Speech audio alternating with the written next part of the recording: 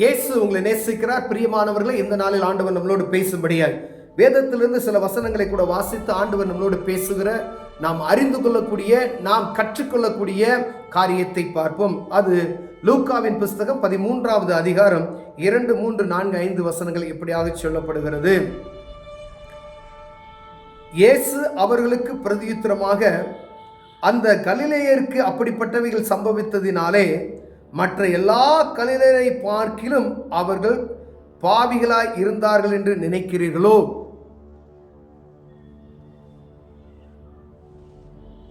பாருங்க, ஒரு ஆண்டவர் ஒரு குறிப்பிட்ட ஒரு மக்களை குறித்து சொல்றார். கலிலேயர் என்ற வார்த்தை அங்கே உச்சரிக்கப்படுகிறது. ஏன் அப்படின்னா, அப்படி அல்லவென்று உங்களுக்கு சொல்லுகிறேன், நீங்கள் மனம் திரும்பாமல் போனால் எல்லாரும் அப்படியே கெட்டு போவீர்கள் அப்படின்னு சொல்லி. அதாவது கலிலேயர் ஆகிய மனுஷர்கள் சீலோவாமிலே கோபுரம் விழுந்து 18 பேரை கொன்றதே. எருசலேமில் குடியிருக்கிற மனுஷர் எல்லாரிலும் அவர்கள் குற்றவாளிகளாக என்று நினைக்கிறீர்களோ? எருசலேமில் கோபுரம் விழுந்து ஒரு 18 பேர் திடீர்னு மரித்து போயிடுறாங்க. ஆண்டவர் சொல்றார், அந்த மரித்து போன 18 பேர் பாவிகள் என்று நீங்கள் நினைக்கிறீர்களோ? இல்லை, அவர்களை காட்டிலும் நீங்கள்லாம் பரிசுத்தவான்கள் என்று நினைக்கிறீர்களோ? இந்த கலிலேயருடைய காரியங்கள், மரித்து போன கலிலேயர்களை பார்க்கிலும் அவங்கெல்லாம் எல்லாரும் பாவிகள் நீங்கள் நினைக்கிறீங்களா? இல்லை, அவர்களை காட்டும் நீங்கள் என்ன செய்வீங்க? பரிசுத்தவான்கள் என்று நினைக்கிறீர்களா என்று சொல்லுகிறார். பிரியமானவர்களே, அநேக நேரங்களில் இது அந்த காலகட்டத்தில் சொல்லப்பட்ட இந்த வார்த்தை, அங்கே ஒரு கோபுரம் இடிந்து விழுகிறது, அதில் 18 பேர் பலியாகி விடுகிறார்கள். அந்த 18 பேரும் பாவிகளா? 18 பேரை காட்டிலும் நீங்க பரிசுத்தமா இருக்கிறீர்களா அப்படின்னு சொல்லி ஆண்டவர் எச்சரிக்கிற ஒரு சத்தத்தை நாம் கேட்கும்படியாக துணிக்க ஆண்டவர் விரும்புகிறார். பிரியமானவர்களே, இந்த வார்த்தை நமக்குள்ள கிரியை செய்யும்படியாக ஆண்டவர் விரும்புகிறார். அந்த கலிலேயை பார்க்கல, அந்த மற்ற கலிலேயர்லாம் பாதி பேர் அடிந்து போயிட்டாங்க, மற்றவங்களாம் அவங்க உண்மையுள்ளவர்களும் உத்தம உள்ளவர்களாய் காணப்படுகிறார்களா?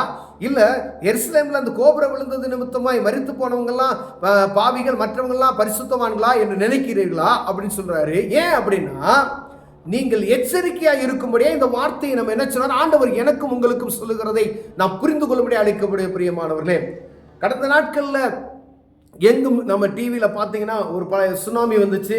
சுனாமியில் அநேக ஆயிரக்கணக்கான ஜனங்கள் மரித்து போய் விட்டார்கள். அங்கு மரித்து போனவர்கள் எல்லாம் பாவிகள் என்று நினைக்கிறீர்களா? அங்கு தப்பித்து கொண்டவர்கள் மற்றவர்களாம் பரிசுத்தவான்கள் என்று நினைக்கிறீர்களா? ஒருவேளை உங்களுக்கு கொடுக்கப்பட்ட அந்த வாய்ப்பு நீங்க மனம் திரும்புவதற்காக என்று ஆண்டவர் பேசிக் கொண்டிருக்கிறார். பிரியமானவர்களே, எங்கும் இப்ப இஸ்ரேல்ல யுத்தம் நடந்து கொண்டு இருக்கிறது, ஈரான்ல யுத்தம் நடந்து கொண்டு இருக்கிறது, லெபனான்ல யுத்தம் நடந்து கொண்டு இருக்கிறது. அநேக ஆயிரம் ஜனங்கள் மரித்து போய் விட்டார்கள், அப்பாவி குழந்தைகள் மரித்து போய்விட்டார்கள். அவர்கள் பாவிகள் என்று நீங்க நினைக்கிறீர்களோ? ஆனா உங்களுக்கு ஒரு வாய்ப்பை ஆண்டவர் கொடுத்திருக்கிறாரே, அதை பார்த்து நீங்கள் மனம் திரும்பும்படி ஆண்டவர் விரும்புகிறார். பிரியமானவர்களே, நாம் மனம் திரும்புவதற்கு இப்படி ஒரு காரியம் நம்மை தப்புவித்திருக்கிறாரே, இந்த இடத்துல நான் மரித்து போயிருந்தா அவ்வளவுதான், ஒண்ணுமே செய்ய முடியாதே. ஏன் அப்படின்னா, ஆண்டவர் உங்கள் மீது பாசம் வைத்தது நிமித்தம், உங்கள் மீது நேசம் வைத்தது நிமித்தமாக நீங்கள் பரலோகத்துக்கு கடந்து செல்ல வேண்டும் என்கின்ற நோக்கத்திற்கு ஆண்டவர் உங்களை தப்புவித்து வைத்திருக்கிறார். பிரியமானவர்களே, ஏன் தப்புவித்து? ஏதோ ஒரு நோக்கம் இருக்கிறது. கடல்ல பாருங்க, 2 பேர் தண்ணியில இழுத்துட்டு போகக்கூடிய ஒரு சொல்லம், கணவனை இழுத்துட்டு போயிடுச்சு. மனைவி அந்த கரையில இருக்கிறத பார்க்கும், மனைவி இழுத்துட்டு போயிட்டாங்க, கணவன் மாத்திரம் பிள்ளைகளை பிடித்துக் கொண்டு நின்ற காட்சியை நாம் கண்ணார பார்த்தோம். பிரியமானவர்களே, கடலினுடைய ஆகோரங்கள் ஜனங்களை வாரிக்கொண்டு போனதை நாம் பார்த்தோம். ஆண்டவர் சொல்லுகிறார், இந்த காரியத்துல மரித்து போனவங்களாம் பாவி நீங்க நினைக்கிறீங்களோ? நம்மளாம் பரிசுத்தவான்கள் நினைக்கிறோம் என்று கேட்கிறார். பிரியமானவர்களே, ஒருவேளை நமக்கு ஒரு வாய்ப்பு, இந்த மரணத்திலிருந்து தப்புவித்துக் கொள்வதற்கு ஒரு வாய்ப்பை அளித்திருக்கிறார். மரித்து போயவன் சொல்லிட்டாங்க, டாக்டர் எப்படியோ உங்களை காப்பாத்திட்டாங்க. எங்கேயோ நீங்க போய் கீழே விழுந்திருப்பீங்க, ஒரு ஆக்சிடென்ட், பயங்கரமான ஒரு ஆக்சிடென்டா இருக்கும். அந்த ஆக்சிடென்ட்ல உயிர் தப்பித்துக் கொள்வோம். எத்தனை பேர் அப்படி மரண அவஸ்தைக்குள்ளாய் அனுதினமும் நாம் பார்த்து கொண்டு இருக்கிறோம். பிரியம், ஆனா உங்களை ஆண்டவர் தப்பு வைத்துக் கொண்டு இருக்கிறாரு. உங்க பிரயாணங்கள் உங்களை பாதுகாத்து கொண்டு வந்திருக்கிறாரு. ஐயா, கல் தடிக்கு கீழே விழுந்தாங்க, மரித்து போய் விட்டார்களே, ஆனா எத்தனை தடவை நீங்கள் விழுந்து உங்களை உயிரோடு தப்பி வைத்துக் கொண்டு இருக்கிறார் தெரியுமா? மரணத்துக்கு ஏதுவான சம்பவம் நடக்கக்கூடிய சூழ்நிலையில கூட ஆண்டவர் நம்மை காத்து வழி நடத்தினாரே. மரணத்துக்கு ஏதுவான வியாதிகள் வந்துச்சு, ஆனா தப்புவித்து நடத்தினாரே. அவர்களை காட்டிலும், மரித்து போனவர்களை காட்டிலும் நீங்கள் பரிசுத்தவான்களா என்று ஆண்டவர் நம்மளோட கேட்கிறார். பிரியமானவர்களே, ஏன் அப்படின்னு சொன்னா, அவங்கெல்லாம் அப்படி இல்லை. நீ மனம் திரும்புவதற்கு ஒரு வாய்ப்பை கொடுக்கிறார் என்று நம்மிடம் பேசுகிறார் பிரியமா. ஒருவேளை நீ கெட்டு போகாதபடி நித்திய ஜீவனை பெற்றுக்கொள்ளும்படியாய் இந்த காரியங்கள் உனக்கு நினைப்பூட்டப்படுகிறது என்றுதான் சீலோவான் குளத்தை அங்க அந்த கோபுரம் விழுந்துச்சு. அந்த கோபுரம் விழுந்ததுல 18 பேர் மரிச்சு போயிட்டாங்க. ஐயா, அந்த 18 பேர் பாவிகள் என்று நீ நினைக்கிறாயோ என்று சொல்லி கேட்கிறார். எவ்வளவு ஒரு ஆண்டவர் கேட்கிறார், நம்ம புரிந்து கொள்வதற்காக இது கேட்கிறார். அங்க திடீர்னு ஒரு ஒரு ஒரு கோர சம்பவம் நடந்து விட்டது. அதுல அப்பாவிகள் மரித்து விட்டார்கள், பாவமே செய்யாத குழந்தைகள் மரித்து விட்டார்கள். பாவம் செய்யறவனா நின்றுகிட்டு இருக்கானே. ஏன் அப்படின்னா, நீங்க மனம் திரும்புவதற்காக எச்சரிப்பின் செய்த கேட்டுக்கொண்டிருக்கிறேன் அன்பு சகோதரனே சகோதரியே. ஆண்டவர் உங்களோடு தான் பேசிக்கொண்டு இருக்கிறார். ஒரு வாய்ப்பை ஆண்டவர் தருகிறார். நீங்கள் மனம் திரும்ப வேண்டும் என்பதற்காக. அவங்களை காட்டில் நம்ம பரிசுத்தவான்கள் நீங்கள் நினைத்துக் கொண்டு இருக்கிறீங்களோ? இல்லை. எப்பொழுதும் ஆண்டவர் உங்களை ஒவ்வொரு நொடி பொழுதும் பார்த்து கொண்டே இருக்கிறார். பிரியமானவர்களே, கண்ணுக்கு தெரிந்த பாவம் தெரியாத பாவம் விடுவித்து காப்பதற்கு ஒரு நோக்கம் உண்டு. அந்த நோக்கத்தை நீங்கள் அறிந்து கொள்ளும்போது ஆண்டவர் மீண்டும் மீண்டுமே உங்களுக்கு வாய்ப்பை கொடுத்து கொண்டு அநேக மரண அவஸ்தைகளிலிருந்து காப்பார். நிறைய தடவை, 1 அல்ல 3 தடவை 4 தடவை ஒரு மனிதனை தப்புவித்துக் கொண்டே இருக்கிறார். உன்னை கொண்டு ஒரு காரியம் செய்வதற்காக ஆண்டவர்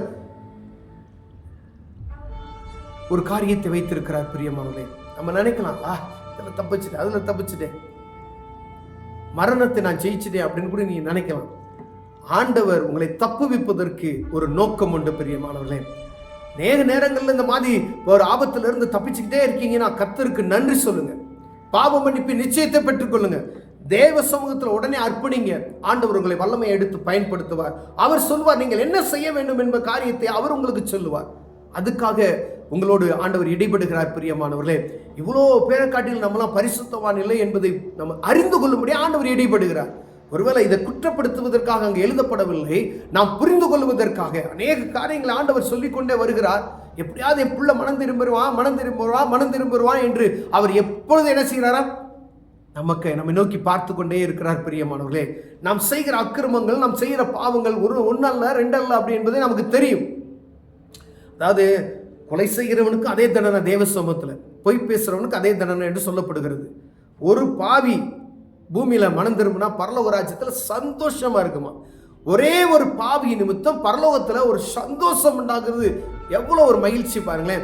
ஒரு வீட்டில் ஒரு ஒரு ஸ்டேட்ல ஒரு இந்தியாவில் ஒரு மனுஷன் ஒரு ஓட்டப்பந்தயத்திலையும் ஒரு ஏதோ ஒரு கேம்ல அவர் நல்ல ஒரு கோல்டு மெடல் வாங்கிட்டார்னா அந்த இந்திய தேசம் முழுவதும் என்ன செய்யறாங்க?